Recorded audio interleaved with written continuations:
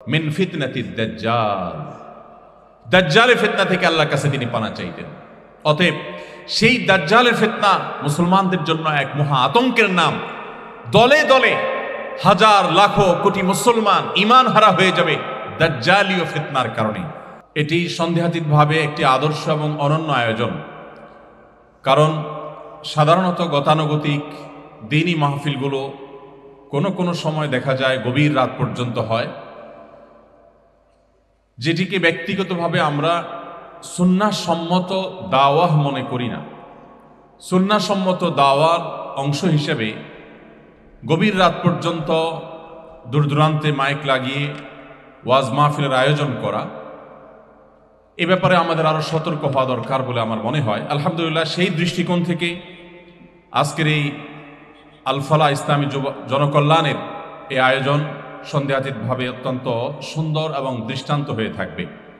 সম্মানিত উপস্থিতি, যেহেতু আজকের স্টেজ সাজানো হয়েছে এক ভিন্ন আঙ্গিকে আপনারা জানেন, এবং আমরা একাধিক নাশিদ শুনলাম, ইসলামী নাশিদ শুনলাম, সেটাও একই বিষয়কে কেন্দ্র করে। সেজন্য আমি সে বিষয়ে কিছু কথা শুরুতে বলতে চাই।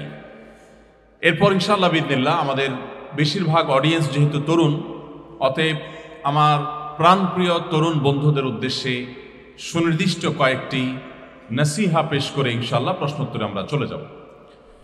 প্রথমেই আমি যে বিষয়ে কথা বলতে চাই তা হলো মসজিদ আকসা এবং মসজিদ আকসার যে ভূমি, কোরআন এবং হাদিসের আলোকে এর তাৎপর্য এবং গুরুত্ব কতখানি। আমরা সবাই জানি যে মসজিদ আকসা এবং মসজিদ আকসার পবিত্র ভূমি, এটি পৃথিবীর প্রধান তিন ধর্মের মানুষ, ইহুদি, খ্রিস্টান এবং মুসলিম, এই সব ধর্মের মানুষের আগ্রহের কেন্দ্রবিন্দু। সবাই এই ভূমির কর্তৃত্ব চায়, এই ভূমিতে থাকতে চায়, এই ভূমিতে নিজেদের মালিকানা বা নিজেদের অবস্থানের চেষ্টা, মালিকানা দাবি করে, অবস্থানের চেষ্টা করে। তো কেন এই ভূমিটা এত গুরুত্বপূর্ণ? যদিও শুধুমাত্র আজকের এই ফিলিস্তিনের ভূখণ্ড নয়, বরং তৎকালীন শাম দেশ, যেটা আজকের সিরিয়া, ফিলিস্তিন, জর্ডান এবং আশেপাশের আরও বেশ কয়েকটি দেশ জুড়ে ছিল, সেই শাম দেশ সম্পর্কে নবী সাল্লাল্লাহু আলাইহি সাল্লামের অনেকগুলো হাদিস রয়েছে।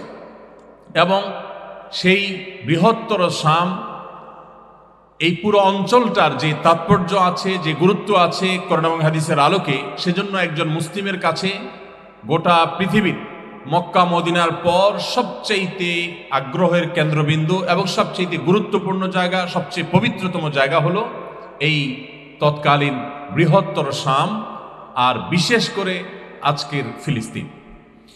ফিলিস্তিনের এই ভূমি সম্পর্কে, মসজিদে আকসা এবং তার আশপাশের অঞ্চল সম্পর্কে আমরা কোরআন এবং হাদিসে অনেকগুলো গুরুত্বপূর্ণ দিক নির্দেশনা পাই, অনেকগুলো তাৎপর্যের কথা জানতে পারি।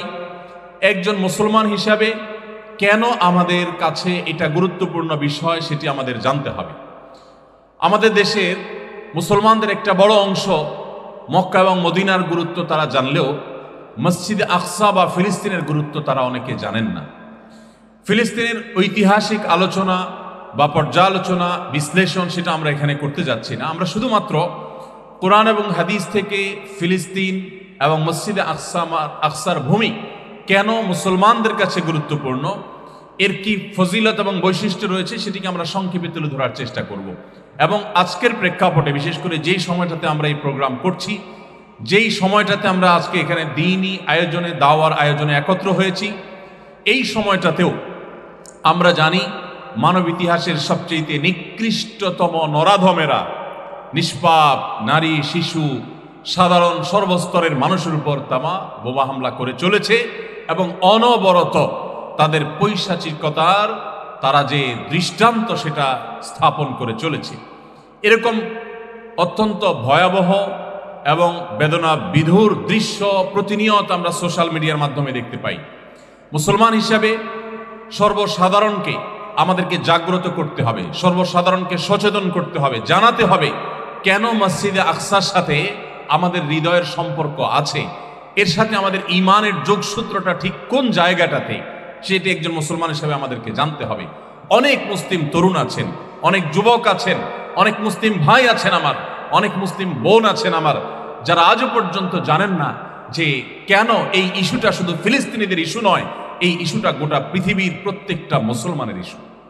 অনেক মুসলমান এই বিষয়গুলো আজকাল জানে না।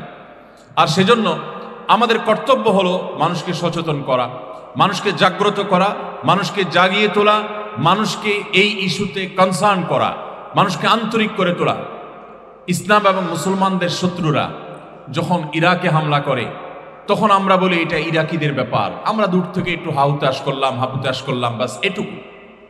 যখন তারা কাশ্মীরে হামলা করে তখন মনে করি এটা ভারতীয়দের ব্যাপার, কাশ্মীরিদের ব্যাপার, তাদের দেশের ইস্যু।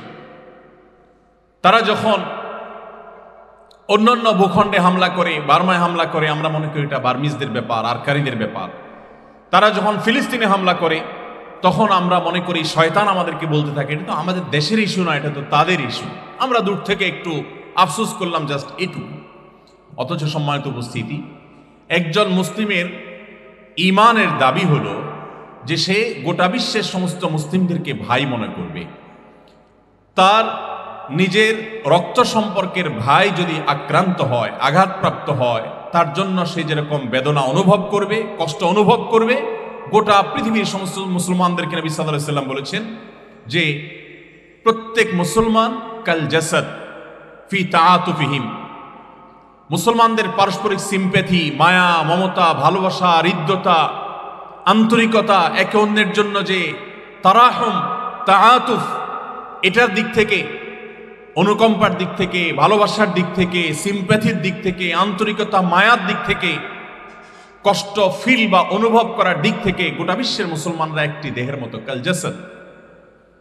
একটা দেহের যেরকম এক অংশ আঘাতপ্রাপ্ত হলে গোটা দেহ সেটাকে অনুভব করে, পৃথিবীর যেই কোনো জায়গায় কোনো মুসলমান আক্রান্ত হলে গোটা বিশ্বের সমস্ত মুসলিম যেই কোনো প্রান্ত থেকে সে অনুভব করবে কষ্ট, এবং তার সর্বোচ্চ করণীয় সে নিবেদন করার চেষ্টা করবে।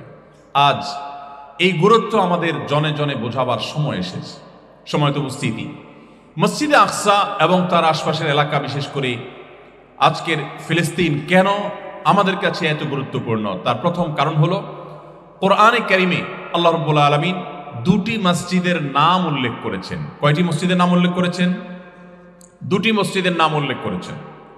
তার একটি হলো মসজিদে হারাম, মক্কার মসজিদে হারাম বাইতুল্লাহ, আর দ্বিতীয়টি হলো ফিলিস্তিনের মসজিদে আকসা বা বাইতুল মাকদিস। গোটা কোরআনে দুটি মসজিদের নাম উল্লেখ করেছেন, তার দ্বিতীয়টি হলো এই বাইতুল মাকদিস, যে বাইতুল মাকদিসকে ঘিরে আমাদের এত আবেগ, আমাদের এত ভালোবাসা, এটাকে ঘিরে আমাদের এত জজবা, এত প্রেরণা। এই বাইতুল আকসা, এই বাইতুল মাকদিস এবং মসজিদে আকসা কোরআনে উল্লেখিত দুই মসজিদের একটি হওয়ার কারণে এটি যে আল্লাহ সুবহানাহু ওয়া তাআলার কাছে অত্যন্ত গুরুত্বপূর্ণ একটি মসজিদ, এর যে ফজিলত এবং মর্যাদা অনেক বেশি, সেটা দিনের আলোর মতো পরিষ্কার। দ্বিতীয়ত, নবী করিম সাল্লাল্লাহু আলাইহি ওয়াসাল্লাম বলেছেন, লা তুশাদ্দুর রিহালু ইল্লা ইলা সালাসাতি মাসাজিদ।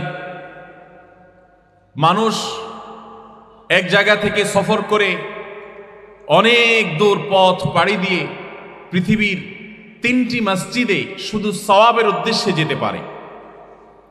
জ্ঞান অর্জনের জন্য, ব্যবসার জন্য, অন্য কোনো কাজের জন্য এক জায়গা থেকে আরেক জায়গা মানুষ যেতেই পারে, কিন্তু এক জায়গা থেকে অনেক দূরে কোনো মসজিদে যদি কেউ যায় এই উদ্দেশ্যে যে সেখানে গেলে সওয়াব হবে, জ্ঞান আহরণ বা অন্য কোনো উদ্দেশ্য না, জাস্ট সেখানে হাজিরা হলে, সেখানে উপস্থিত হতে পারলে এক্সট্রা সওয়াব পাওয়া যাবে, এই উদ্দেশ্যে সফর করা জায়েজ পৃথিবীতে তিনটা মসজিদে।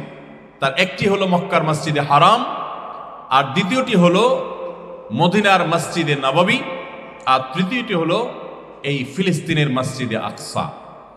যেহেতু নবী করিম সাল্লাল্লাহু আলাইহি ওয়াসাল্লাম পৃথিবীর তিনটি মসজিদকে এমন ফজিলতপূর্ণ মসজিদ হিসাবে ঘোষণা দিয়েছেন যে পৃথিবীর বিভিন্ন প্রান্ত থেকে শুধুমাত্র সেই মসজিদে উপস্থিত হতে পারাটা একটা ইবাদত, সেখানে উপস্থিত হওয়া সওয়াবের উদ্দেশ্যে যাওয়াটাই একটা ইবাদত স্বতন্ত্র।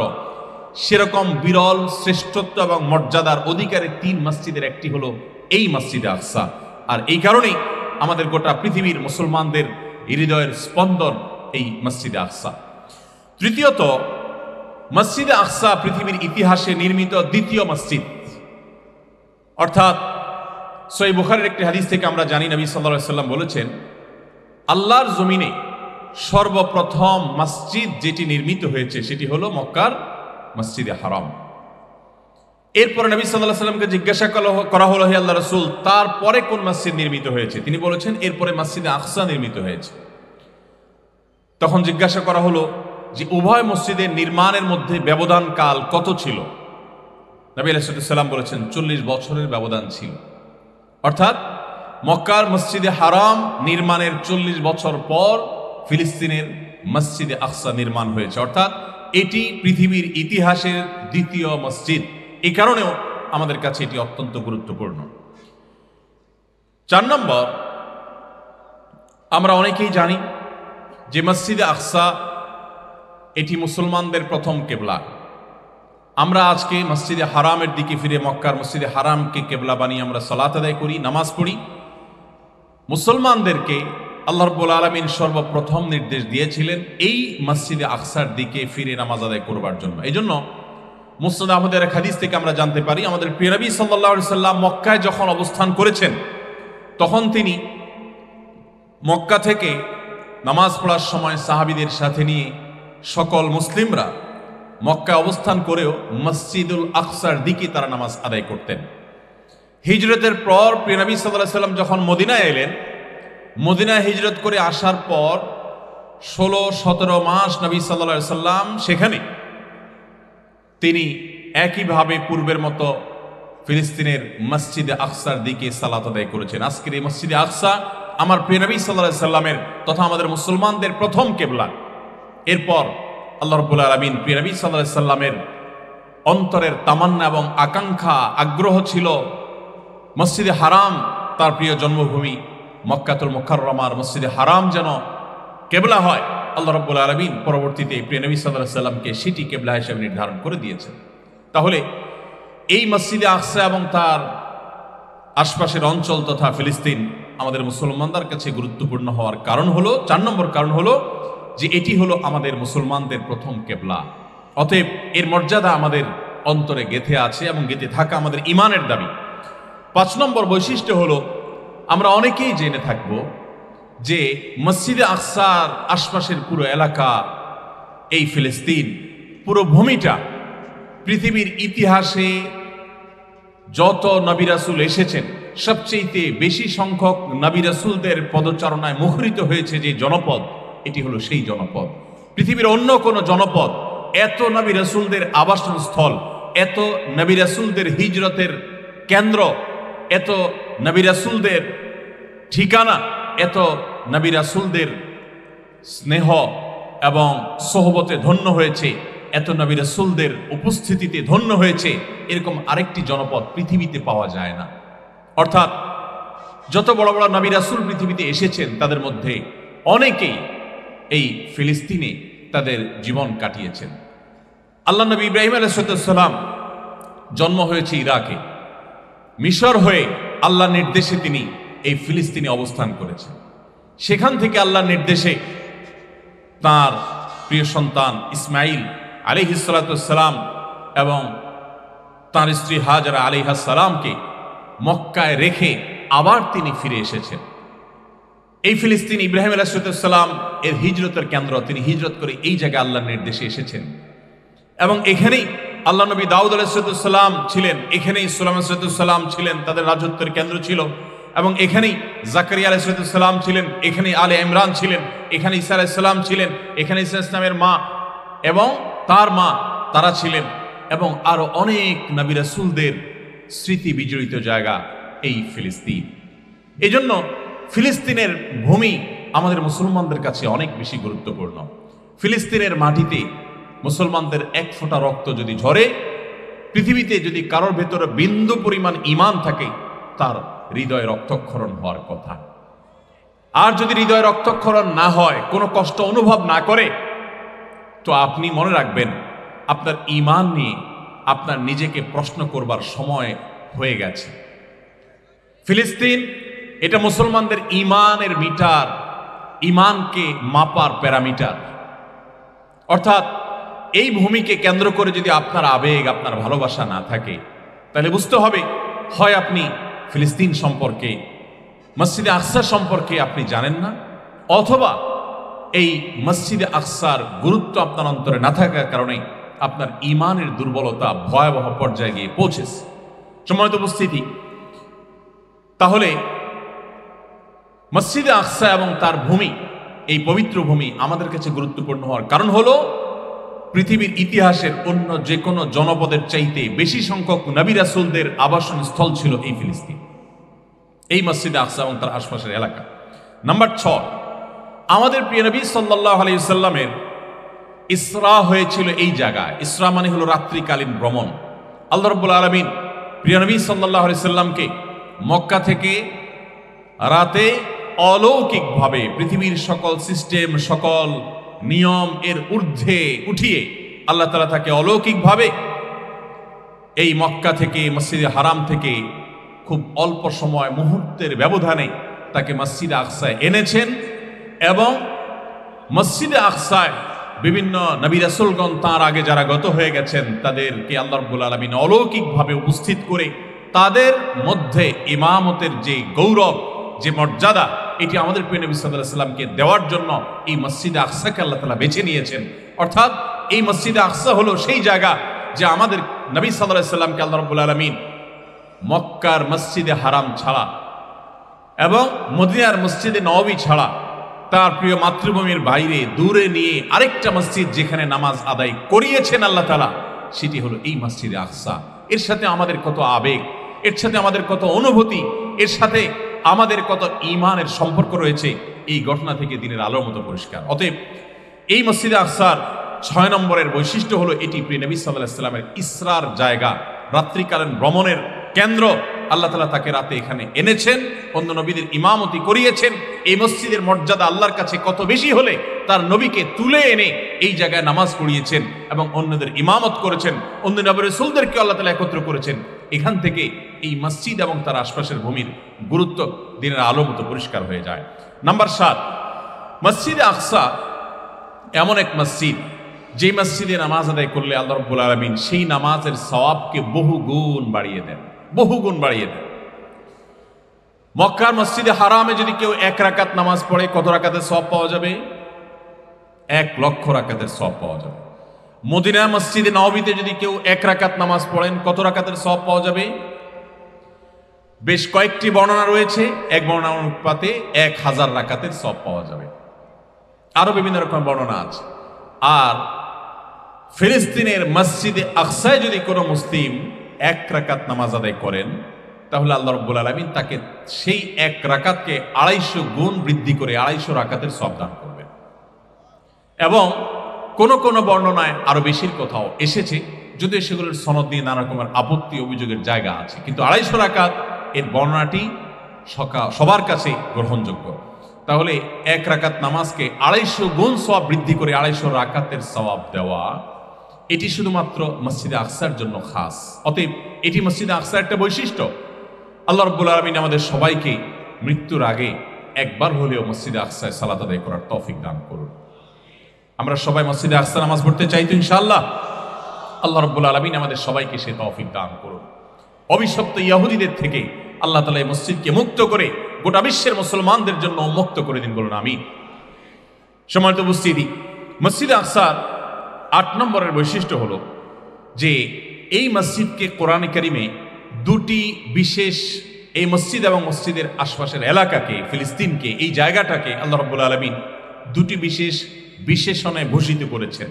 তার একটি হলো এটিকে আল্লাহ রাব্বুল আলামিন আরদে মুকাদ্দাসা বলেছেন কোরআনে। আরদে মুকাদ্দাসা মানে হলো পবিত্র ভূমি।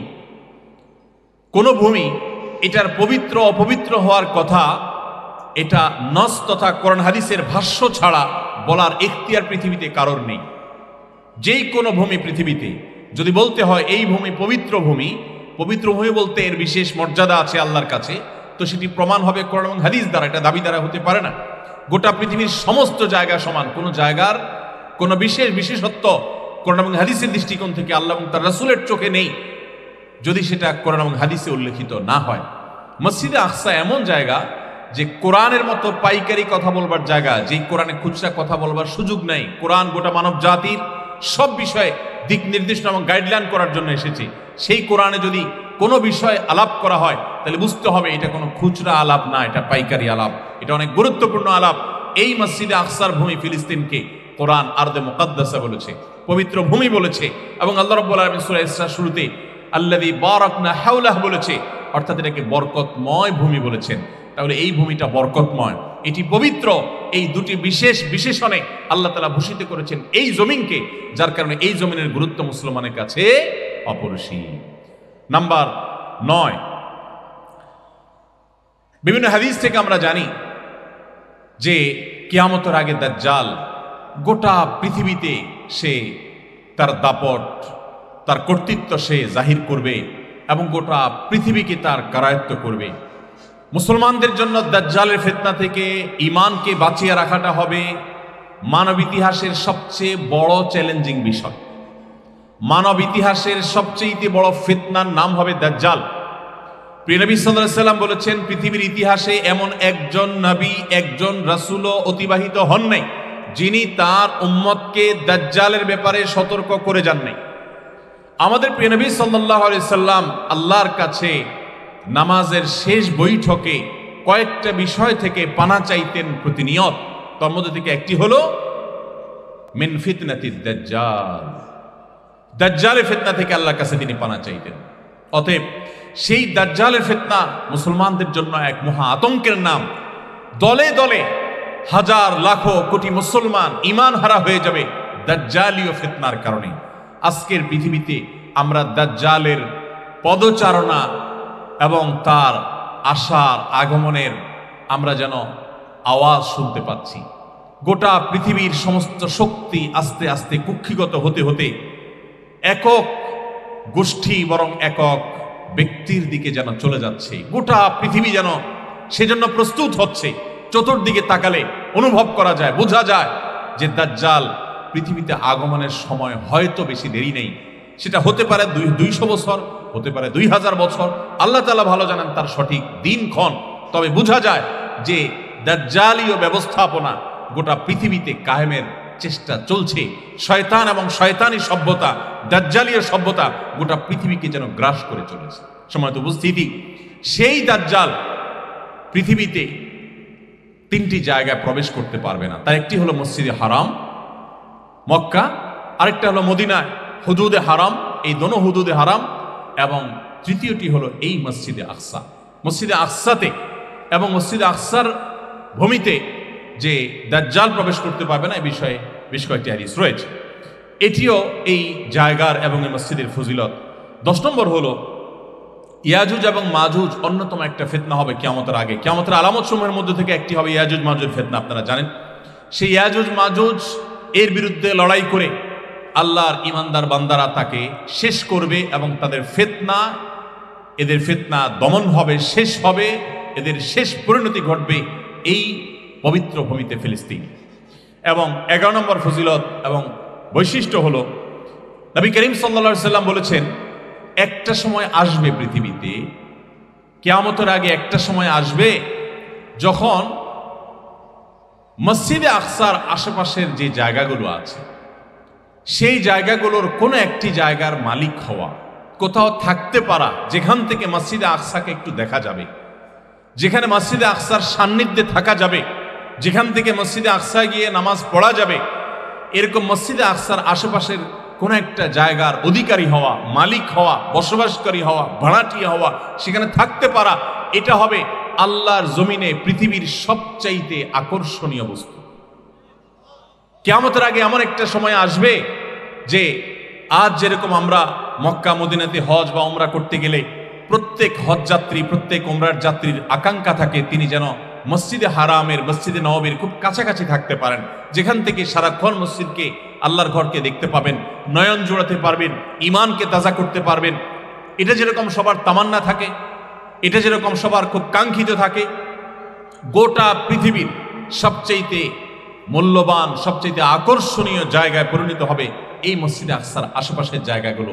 একটা সময় আসবে, এই হাদিস থেকে পরিষ্কারভাবে বোঝা যায় আজকের এই দখলদার অভিশপ্তরা, এদেরকে আল্লাহ তাআলা একদিন পরাজিত করে মুসলমানদের সেই সোনালী দিন দিবেন ইনশাআল্লাহ তাআলা।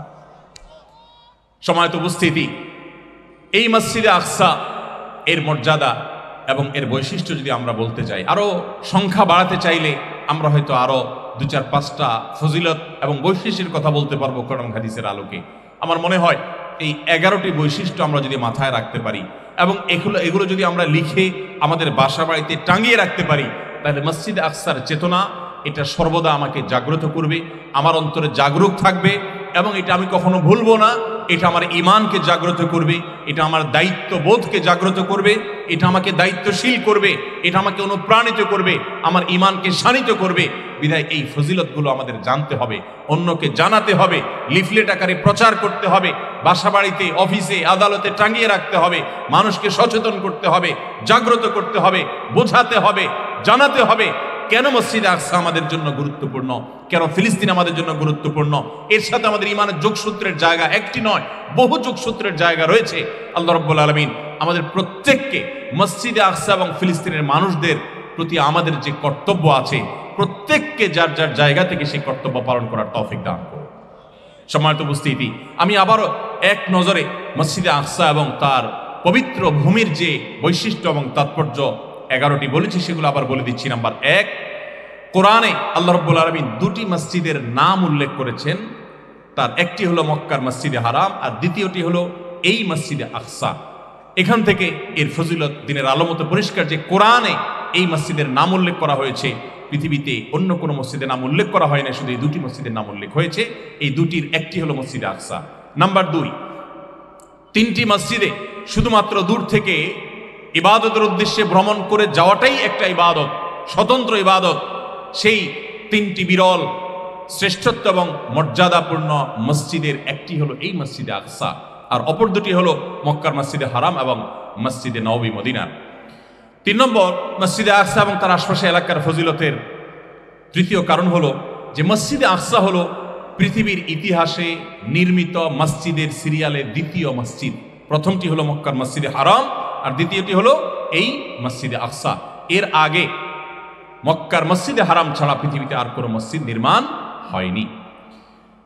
চতুর্থত, এই মসজিদে আকসা এটি আমাদের মুসলমানদের, আমাদের প্রিয় নবী সাল্লাল্লাহু আলাইহি সাল্লামের প্রথম কিবলা ছিল, যার কারণে এটি আমাদের হৃদয়ের স্পন্দন।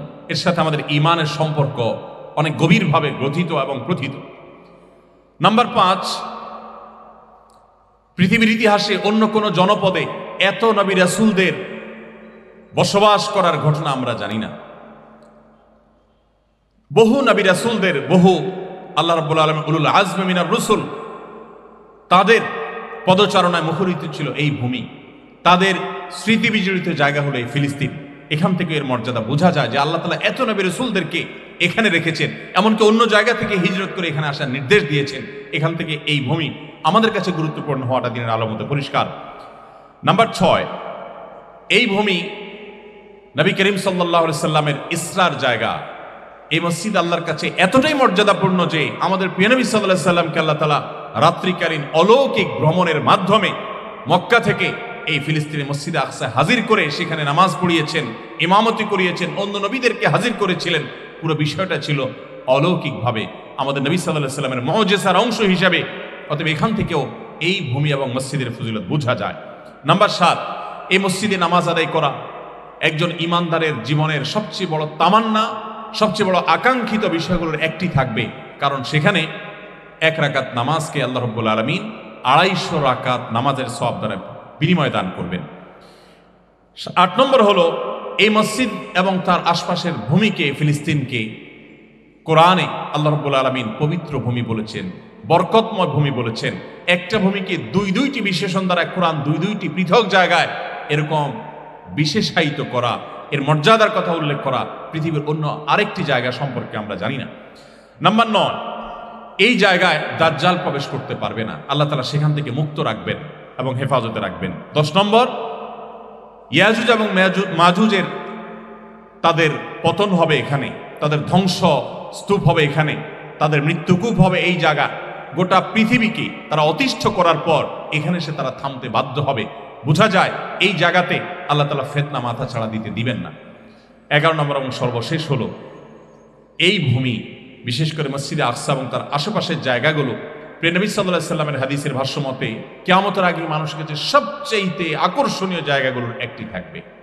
এই 11টি ফজিলত, 11টি মর্যাদা এবং আরো যে সমস্ত মর্যাদা কোরআনে কারীম এবং হাদিসে রাসূল দ্বারা প্রমাণিত, আল্লাহ রাব্বুল আলামিন সেগুলো আমাদের প্রত্যেকের অন্তরে গেঁথে ফেলার তৌফিক দান করুন, বলুন আমিন।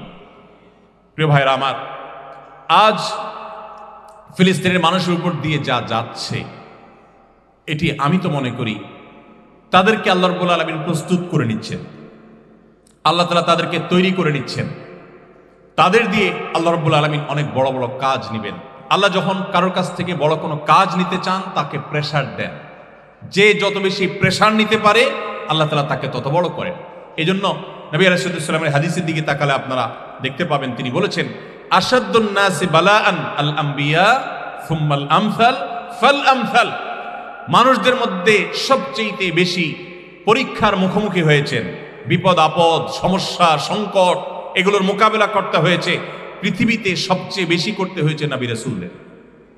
নবী রাসূলদের সাথে যাদের যত বেশি সাদৃশ্য হবে, যাদের যত বেশি মিল পাওয়া যাবে, তাদের জীবনে বিপদ মুসিবত বালা পরীক্ষা এগুলো তত বেশি আসতে থাকবে। কোরআনে কারীমে আল্লাহ বলেছেন, জাআলনা লিকুল্লি নাবিয়্যিন আদুওয়া, প্রত্যেক নবীর জন্য আমি শত্রু নির্ধারণ করে দিয়েছি। আল্লাহ রাব্বুল আলামিন প্রত্যেক নবীর জন্য শত্রু রীতিমতো দাঁড় করে দিয়েছেন, কারণ নবীকে দিয়ে আল্লাহ তাআলা যেই কাজ দিতে চান উম্মত তো সেই কাজের যোগ্য নয়। অতএব নবীকে প্রস্তুত করবার প্রয়োজনে আল্লাহ তাআলা শত্রু নির্ধারণ করে দিয়েছেন, যে শত্রুর মোকাবেলা করে নবী তার দ্বীনকে দুনিয়াতে বিজয়ী করবেন, উম্মার কাছে আল্লাহর দ্বীনের দাওয়াতকে, তাওহীদের দাওয়াতকে প্রতিষ্ঠিত করবেন, কায়েম করবেন। এই নির্দেশ যেহেতু নবীদেরকে দেওয়া হয়েছে, এই জন্য তাদেরকে আল্লাহ তাআলা প্রস্তুত করে নিয়েছেন। আমাদের প্রিয় নবী সাল্লাল্লাহু আলাইহি সাল্লামকে হেরা গুহায় যখন জিবরিলের সাথে আল্লাহ তাআলা সাক্ষাৎ করিয়েছেন, আমরা সবাই জানি জিবরিল প্রিয় নবী সাল্লাল্লাহু আলাইহি সাল্লামকে 3টি চাপ দিয়েছেন। সে চাপগুলো এত কঠিন ছিল, এত কষ্টকর ছিল। প্রথমত নবী আলাইহিস সালাম ভড়কে গিয়েছেন। জিবরিলের যে শক্তি, জিবরিলের যে পাওয়ার, আল্লাহ তাআলা তাকে যে সৃষ্টি করেছেন, তাকে যে অসংখ্য ডানা, কয়েকশো ডানা দিয়েছেন এবং গোটা পৃথিবী ব্যাপ্তি তার ডানা। এই জিবরিল যখন মানুষের আকৃতিতে আসে এবং কোনো মানুষকে বুকের সাথে চেপে ধরে, তখন সেই চাপ কত পাওয়ারফুল হয়, সেটা তো কতটা কঠিন হয়, এটা একমাত্র প্রিয় নবী সাল্লাল্লাহু আলাইহি ওয়াসাল্লাম অনুভব করেছেন। যার কারণে প্রথমত তিনি ভড়কে গিয়েছেন, দ্বিতীয়ত তিনি নবী রাসূলুল্লাহ সাল্লাল্লাহু আলাইহি ওয়াসাল্লাম অসুস্থ হয়ে গেছেন, জ্বরে আক্রান্ত হয়ে গেছেন। বাসায় গিয়ে মা খাদিজা রাদিয়াল্লাহু তাআলা আনহাকে বলেছেন, জাম্মিলুনি জাম্মিলুনি দাসিরুনি, আমাকে কম্বল দ্বারা আবৃত করো, আমাকে চাদর দ্বারা আবৃত করো, আমার গায়ে কম্বল দাও, চাদর দাও, জ্বর এসে গেছে। এবং তিনি নিজের জীবনের প্রতি রীতিমতো আশঙ্কা করছিলেন, না জানে তিনি মারা যান। এই যে কঠিন তিনটি চাপ আল্লাহ তাআলা জিবরিলকে দিয়ে দেওয়ালেন আমাদের প্রিয় নবী সাল্লাল্লাহু আলাইহি সাল্লামকে, শুধু সেখানেই নয়, চাপ সেখান থেকে শুরু হয়েছে। মক্কার পুরো জীবন চাপ নিয়েছেন। মদিনায় এসে যে শান্তিতে ছিলেন তাও নয়, মদিনার জীবনও চাপ নিয়েছেন। মক্কার জীবনের চাপ কেমন ছিল? মক্কার জীবনে তিনি দুনিয়ার আলো, চন্দ্র এবং সূর্যের আলো দেখবার আগেই নিজের প্রিয় বাবাকে হারিয়েছেন। মাতৃগর্ভে থাকতে বাবাকে হারিয়েছেন। মাতৃগর্ভ থেকে দুনিয়াতে আসার পরপরই নিজের মাকে হারিয়েছেন। এরপর তার সবচেয়ে বড় আশ্রয়ের জায়গা ছিল দাদা আব্দুল মুত্তালিব। কিছুদিন যেতে না যেতেই দাদা আব্দুল মুত্তালিবকেও হারিয়েছেন। এরপর তার সবচেয়ে বড় আশ্রয়ের জায়গা দুজন, একজন চাচা আবু তালেব আর একজন খাদিজা রাদিয়াল্লাহু তাআলা আনহা।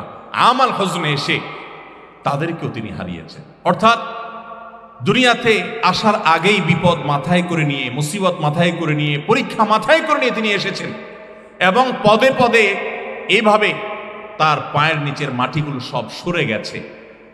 শুরু হলো সর্বগ্রাসী জুলুম নির্যাতন এর স্টিম রোলার।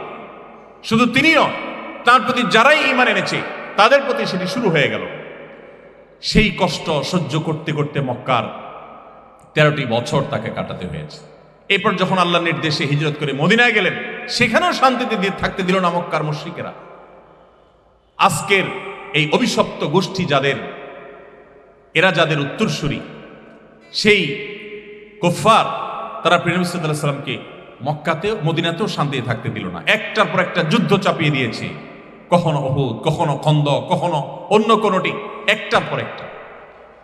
মৃত্যুর আগ পর্যন্ত তিনি সেই একটার পর একটা কঠিন থেকে কঠিনতর পরিস্থিতি মোকাবেলা করেছেন। সময়ত উপস্থিতি, এই কথা বলার উদ্দেশ্য হলো আল্লাহ রাব্বুল আলামিন পৃথিবীর নতুন ইতিহাস আমাদের প্রিয় নবী সাল্লাল্লাহু আলাইহি সাল্লামকে দিয়ে রচনা করিয়েছেন, পৃথিবীর পথ পরিবর্তন করে দিয়েছেন, পৃথিবীর ইতিহাসের গতিপথ চেঞ্জ করে দিয়েছেন আমাদের প্রিয় নবী সাল্লাল্লাহু আলাইহি সাল্লামকে দিয়ে।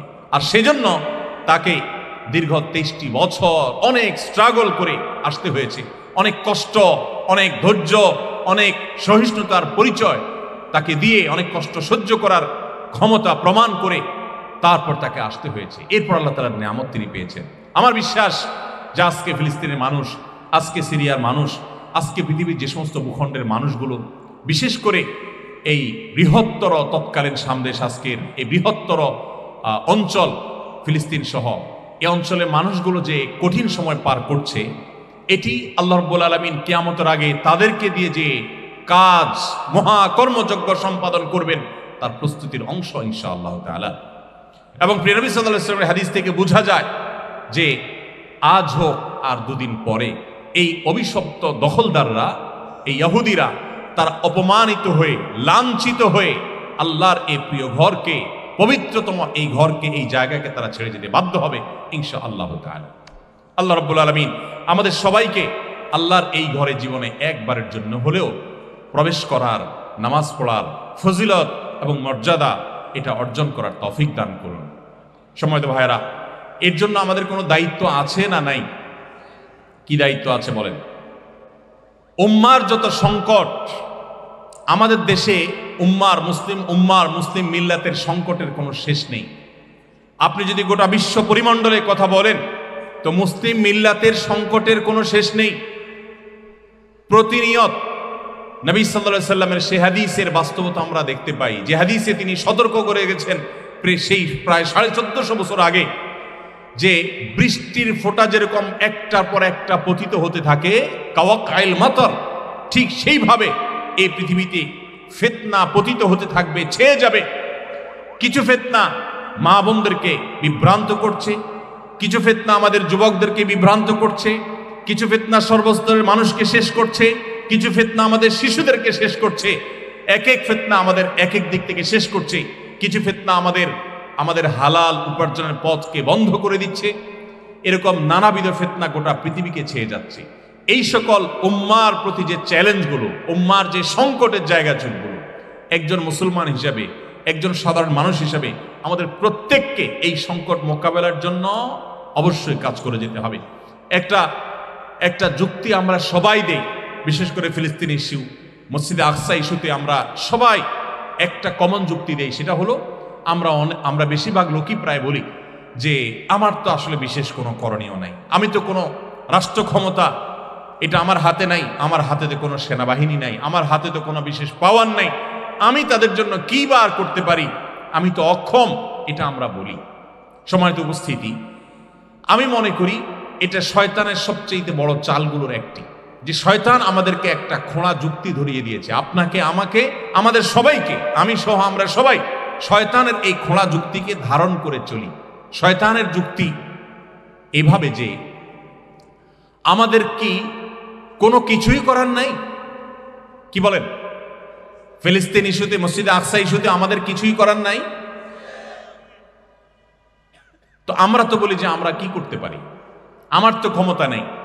মনে রাখবেন, মানুষের হাতে যা না থাকে মানুষ সেটা সবচেয়ে বেশি দান করে। এটা মানুষের একটা টেন্ডেন্সি।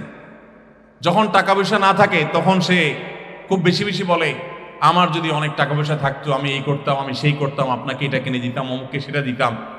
না থাকা জিনিস মানুষ অনেক দিতে পারে, কিন্তু যা আছে সেখান থেকে দেওয়ার মানুষের সংখ্যা অনেক কম।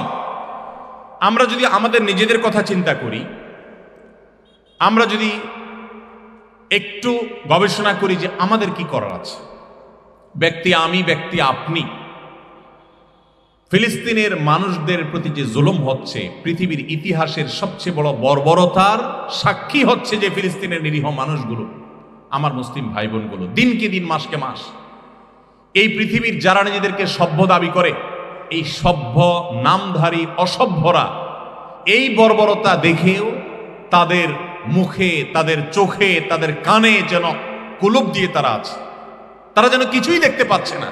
এই মানুষগুলোই আবার আমাদেরকে মানবতার সবক সকাল বিকাল দেয়। যারা আমাদেরকে সকাল বিকাল মানবতার সবক দেয়, সেই সভ্যতার ভেগধারী অসভ্যদের মুখোশ আমাদের সামনে ফিলিস্তিন ইস্যু এসে দিনের আলোর মতো উন্মোচন করে দিয়েছে, এবং সেই সাথে মুসলিম নামধারী মুনাফিকদের মুখোশ উন্মোচন করে দিয়েছে। সম্মানিত ভাইরা আমার, এই ইস্যুতে আমাদের প্রত্যেকের অনেক করণীয় আছে, বহু করণীয় আছে। আল্লাহ তাআলা আপনাকে জিজ্ঞাসা করবেন না তুমি কেন তোমার ক্ষমতা দিয়ে সেখানে তাদেরকে দখলদার মুক্ত করো নাই। আল্লাহ তাআলা জিজ্ঞেস করবেন না, কারণ আপনার সেই ক্ষমতা নেই। কিন্তু আপনার যেই ক্ষমতা আছে সেই ক্ষমতার ব্যবহার কতটুকু করেছেন, এজন্য আল্লাহর কাছে জবাবদিহি করতে হবে। কি ক্ষমতা আছে? আমাদের অনেক কিছু করার আছে। নাম্বার 1, আমি শুধু কয়েকটা আইডিয়া শেয়ার করতে পারি, আরো বহু আইডিয়া থাকতে পারে, আরো 10টা 20টা আইডিয়া থাকতে পারে। এই আইডিয়াগুলো একত্র করা দরকার এবং এগুলো পরস্পরের মধ্যে শেয়ার করা দরকার। 1 নম্বর হলো, এই ইস্যুতে আমরা জনসচেতনতা তৈরি করতে পারি। এই যে আপনাদেরকে আমি সচেতন করছি, আপনি আর 10 জন মানুষকে সচেতন করলেন, মসজিদে আকসার ফজিলতগুলো তাকে জানালেন, কেন এটা গুরুত্বপূর্ণ তাকে বোঝালেন, কেন ইমানদার হিসেবে আমার কষ্ট লাগা উচিত, সেই চেতনা জাগ্রত করবার চেষ্টা করলেন। এই জনসচেতনতা সৃষ্টি করা এবং এই বর্বরদের বর্বরতার বিষয়গুলোকে সোশ্যাল মিডিয়াতে তুলে ধরাও কঠিন, কারণ সোশ্যাল মিডিয়া গোটা পৃথিবীর সব কিছুর জন্য তারা উদার। আমার প্রিয় নবী সাল্লাল্লাহু আলাইহি সাল্লামকে গালি দিলে সেটাও নাকি কারোর ব্যক্তি স্বাধীনতার ব্যাপার, সেটাও নাকি মত প্রকাশের স্বাধীনতার ব্যাপার। অথচ আমি যদি আমার ভাইকে জুলুম করা হলে, নির্যাতন করা হলে, তার উপরে নিরস্ত্র মানুষের উপরে হামলা চালানো হলে আমি যদি সেটার বিরুদ্ধে লিখি, সেটার বিরুদ্ধে বলি, তাহলে এই সোশ্যাল মিডিয়াগুলো তারাই আবার আমাদেরকে রেস্ট্রিকশন দেয়। প্রিয় ভাইরা আমার, এরপরও আমরা অনলাইনে অফলাইনে বিভিন্নভাবে আমরা মানুষকে সচেতন করতে পারি। সত্যি বলতে বাংলাদেশি মানুষ হিসাবে আমি খুব লজ্জিত এই একটা ইস্যুতে এসে, এবং গত প্রায় 2.5-3 মাস পর্যন্ত আমি প্রায় বিছানায় শোয়া ছিলাম, হসপিটালে ছিলাম, অসুস্থ ছিলাম, যার কারণে আমার আক্ষেপ হয়েছে এবং এখনো যে কিছু করতে পারিনি তার জন্য আক্ষেপ হয়েছে। মুসলিম তো বটেই, অমুসলিম দেশগুলো, পৃথিবীর অনেক অমুসলিম দেশ আছে যেই দেশগুলো এই ফিলিস্তিন ইস্যুতে মাজলুম ফিলিস্তিনিদের পক্ষে দাঁড়িয়েছে। আমি কিছুদিন আগে জাপান গিয়েছি, সেখানে সাধারণত সাধারণ মানুষ আমাদের দেশের মতো জনসমাবেশ করে, মিছিল করে, পথঘাট বন্ধ করে কোনো আন্দোলন সচরাচর তারা করে না। তাদের সব আন্দোলনগুলোই প্রায় তারা রাস্তার পাশে কোনো ফেস্টুন, কোনো পোস্টার নিয়ে দাঁড়িয়ে থেকে প্রতিবাদ করে, এই টাইপের আন্দোলন তারা করে। সেই জাপানের মতো জায়গায় হাজার হাজার মানুষ রাস্তায় বের হয়ে এই ফিলিস্তিন ইস্যুতে মাজলুম মুসলমানদের পক্ষে দাঁড়িয়ে কথা বলেছে। পৃথিবীর বহু দেশ। আফসোসের বিষয় হলো, আমার প্রিয় বাংলাদেশ থেকে উল্লেখ করার মতো, আঙ্গুল দিয়ে দেখাবার মতো একটি কোনো প্রতিবাদমূলক, একটি কোনো বড় আয়োজন আমার চোখে অন্তত পড়েনি। আমি নিজেও এর জন্য দায়ী এবং এর জন্য অপরাধ বোধ আমাকে কুরে কুরে খাচ্ছে।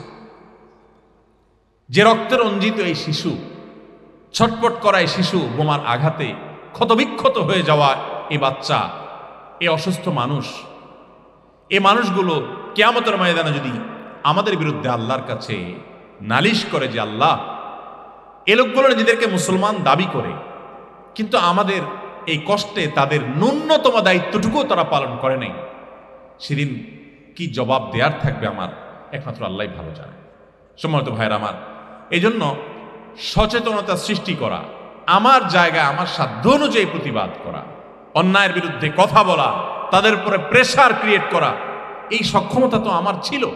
আমি শান্তিপূর্ণভাবে আমার জায়গা থেকে প্রতিবাদ করে, তীব্র প্রতিবাদ করে আমার বার্তাটা তো পৌঁছে দিতে পারতাম।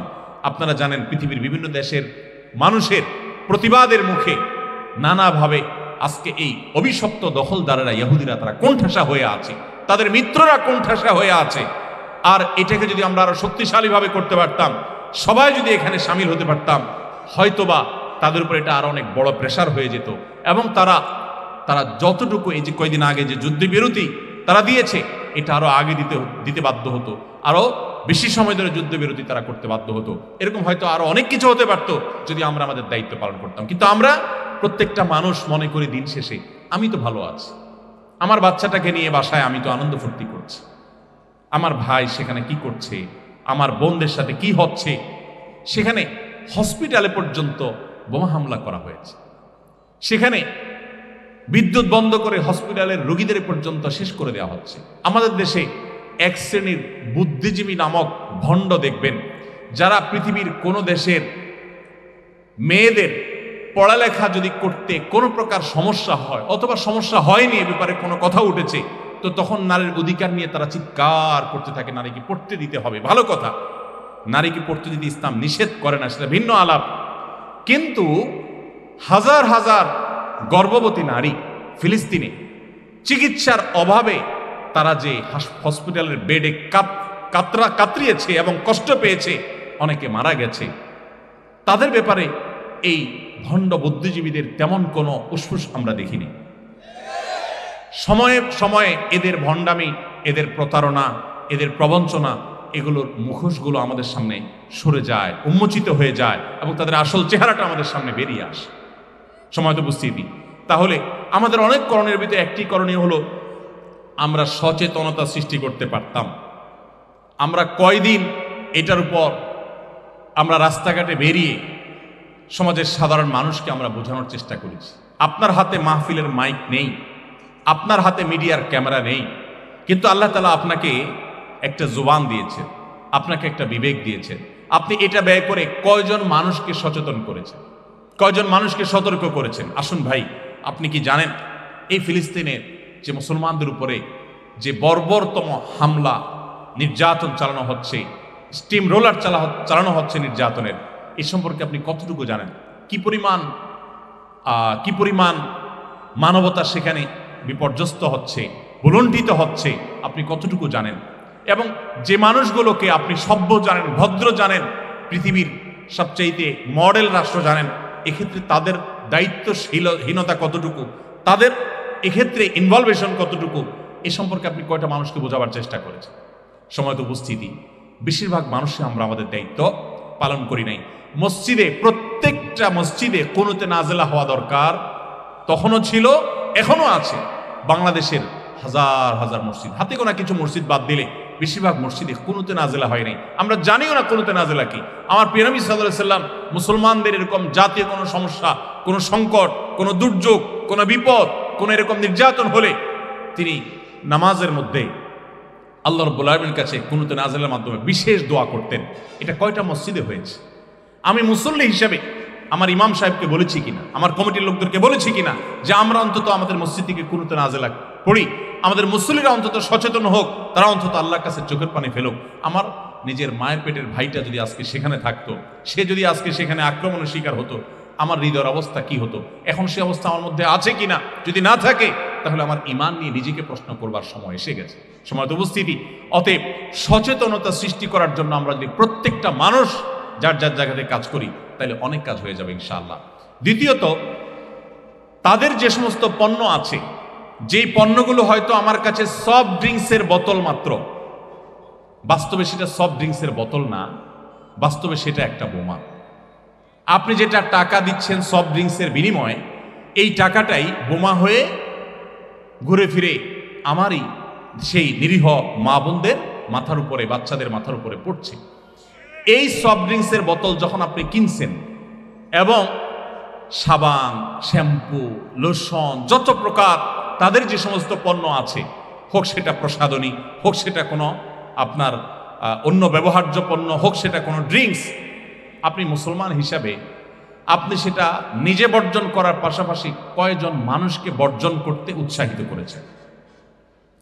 আমি তো আলহামদুলিল্লাহ সজ্ঞানে জেনে শুনে আল্লাহর ফজলে এদের কোনো পণ্য কোনো দিন আমি নিজের পকেটের টাকায় একটি টাকা খরচ করে কোনোদিন কিনি না। আমরা এত দুর্বল মুসলমান যে আমরা কোরআনের আয়াতের তেলাওয়াত শুনে অনেকে চোখের পানি ফেলে দেই, অথচ ইহুদিদের পণ্য, এই অভিশপ্তদের পণ্য, দখলদারদের পণ্য, মুসলমানদের রক্ত চোষা জালিম পৃথিবীর ইতিহাসের সবচেয়ে বড় সন্ত্রাসীদের পণ্য, এদের পণ্য আমরা টাকা দিয়ে কিনি। বিশেষ করে তারা যদি একটু অফার দিয়ে দেয় তো আমরা লোভ সামলাতে পারি না। অফার যদি তারা একটার মূল্য দিয়ে যদি 10টা পণ্য আমাকে দেয়, সাথে 9টা যদি ফ্রিও দেয়, আমি আমার একটার মূল্য পর্যন্ত তাদেরকে দিতে পারি না। কি বলেন? দিতে পারি আমরা? শুধুমাত্র একটা কোম্পানি তাদেরকে বয়কট করার ফলে, মিডল ইস্ট সহ বিভিন্ন দেশে বয়কট করার ফলে তারা বিলিয়ন বিলিয়ন ডলার লসের মুখোমুখি হয়েছে সামান্য কয়েকদিনের মধ্যে। তুরস্ক থেকে আসা আমার 2 বন্ধু তারা বললেন, কয়েকটা ব্র্যান্ডের নাম নিয়ে বললেন, অমুক অমুক কফি শপ, অমুক অমুক দোকান মাছি মারে গোটা তুরস্কে, কোনো মানুষ সেগুলোতে প্রবেশ করে না, এবং কেউ যদি প্রবেশ করে তো আশপাশের সমস্ত মানুষ ঘৃণা ভরে থুতু ফেলে নিচ্ছে। আর আমার দেশে আপনি যদি মুদি দোকানগুলোতে যান, আপনি যদি সুপার মার্কেটগুলো যান, আপনি যদি আমাদের বাসা বাড়িতে যান, এইখানে যারা আছি, আমার তো মনে হয় ম্যাক্সিমাম মানুষের বাসা বাড়িতে এই দখলদারদের পণ্য দিয়ে পরিপূর্ণ। কি দায়িত্ব আপনি পালন করেছেন? কিয়ামতের ময়দানে কি জবাবদিহি করবেন আল্লাহর কাছে?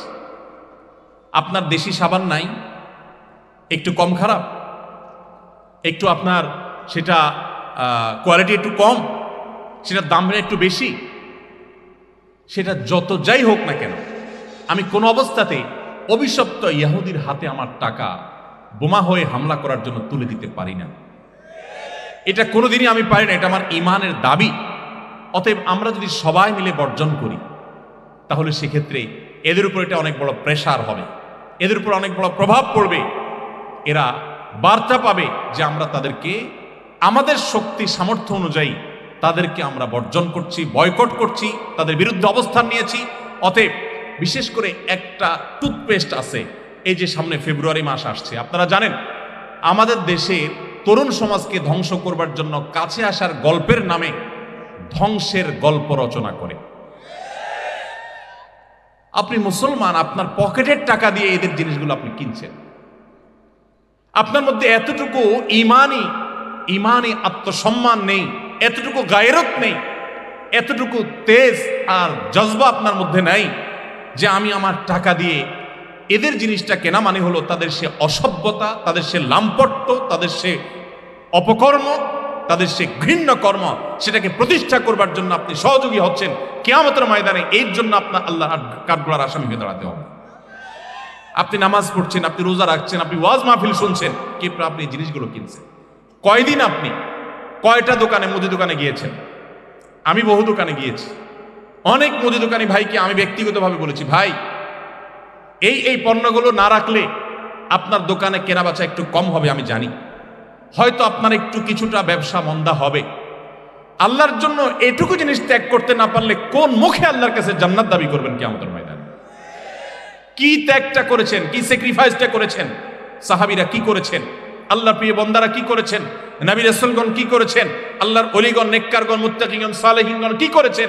আপনি শুধুমাত্র একটা পেস্ট এই অভিশপ্তদেরটা না কিনে কোন একটা মুসলমান কোম্পানি কিনলেন, আপনি নিজের দেশেরটা কিনলেন, এটুকু স্যাক্রিফাইস আপনি করতে পারলেন না। তারা হয়তো অফার দিয়ে আপনাকে লোভে ফেলে দিয়েছে, সেই লোভটা আপনি নিয়ন্ত্রণ করতে পারলেন না। কোন মুখে আল্লাহর কাছে আপনি কিয়ামতের ময়দানে জান্নাতের আশা এবং দাবি করবেন? কোন মুখে বলবেন আল্লাহ আল্লাহুম্মা ইন্নী আসআলুকাল ফিরদাউস? কিভাবে আপনি দাবি করবেন আল্লাহ আমাকে জান্নাত দাও? মামুর ভাইয়ের আবদার, আপনি কি স্যাক্রিফাইসটা করেছেন আল্লাহর জন্য? এদের সমস্ত পণ্য মৃত্যু পর্যন্ত আমরা বয়কট করবো তো ইনশাআল্লাহ। শুধু বয়কট করলে হবে না, আজ এই মাহফিল থেকে সংকল্প করবেন, প্রত্যেকটা মানুষ সংকল্প করবেন, 10 জন দোকানদারকে আপনি হাতে পায়ে ধরে চোখের পানি ফেলে তার ভিতরে চেতনা জাগ্রত করে, ঈমানি চেতনা ইমানে অনুপ্রেরণা দিয়ে তাকে আপনি সম্মত করবেন যে আমার দোকানে এদের পণ্য বিক্রি করা হয় না। চেষ্টা করবো তো ইনশাআল্লাহ। আমরা যদি সবাই জাগ্রত হই এবং আমরা যদি সবাইকে জাগ্রত করি, ইনশাআল্লাহ বিদিনিল্লাহ আল্লাহর কাছে অন্তত জবাবদিহি করবার একটা জায়গা তৈরি হবে। কিছুই করলাম না, শুধুমাত্র আমি হাউতাস করলাম, একটু আফসোস করলাম, একটু হায় হায় করলাম, আর মনে করলাম আমার দায়িত্ব শেষ। মোটেই দায়িত্ব শেষ নয়। সময় তো ভাইরা আমার, ঠিক একইভাবে আজ এই প্রেরণা আমাদের মধ্যে জাগ্রত আছে, কয়দিন পরে হয়তো থাকবে না। এমনি আমাদের বাঙালির চরিত্রের একটা ত্রুটিপূর্ণ দিক হলো আমরা খুব তাড়াতাড়ি ভুলে যাই। সেটা ভালোটাও তাড়াতাড়ি ভুলে যাই, মন্দটাও তাড়াতাড়ি ভুলে যাই। কোনো চোর ধরা পড়ার পর গণপিটুনি দিয়ে যখন তাকে মুমূর্ষ বানিয়ে ফেলে মানুষ, যদিও ইসলাম গণপিটুনিকে সমর্থন করে না, বিচার বহির্ভূতভাবে কোনো মানুষকে গণহারে পিটাতে থাকবেন এবং কোনো প্রকার বাস বিচার ছাড়া তাকে হত্যা করে ফেলবেন বা গণহত্যা করবেন বা আপনার পিটুনি দিবেন, ইসলাম সেটাকে সমর্থন করে না। আমি জাস্ট বোঝাবার জন্য বলছি। কোন একটা চোরকে ধরার পর যখন সবাই মারধর করে, সে যখন আহত হয়ে যায়, ওই মানুষগুলো কিছুক্ষণের মধ্যে আবার সিম্পেথি দেখায়, আহারে বেচারার এই অবস্থা। আমরা বাঙালি এত তাড়াতাড়ি ভুলে যাই। সেখানে আজকে মসজিদে আকসার ইস্যু, আজকে ফিলিস্তিন ইস্যু আমাদের অন্তরে জাগ্রত আছে। হয়তো আর 6 মাস পর বা 1 বছর পর আমরা আবার আমাদের ভাত কাপড় নিয়ে ব্যস্ত হয়ে যাব, আমাদের মনে থাকবে না। কিন্তু আকসার এই চেতনা আমার দায়িত্ব আমার সন্তানের মধ্যে দেওয়া, আমার সন্তানদের দায়িত্ব তাদের সন্তানদের মধ্যে দেওয়া, প্রজন্মকে প্রজন্ম এটাকে ধারণ করে, এটা আমাদের ইমানি দায়িত্ব। তো তার অংশ হিসাবে আমি দীর্ঘস্থায়ী পরিকল্পনার অংশ হিসেবে যেন আমার এটা ভুলে না যাই, আমি যেন স্মরণে রাখি আমি কি করতে পারি।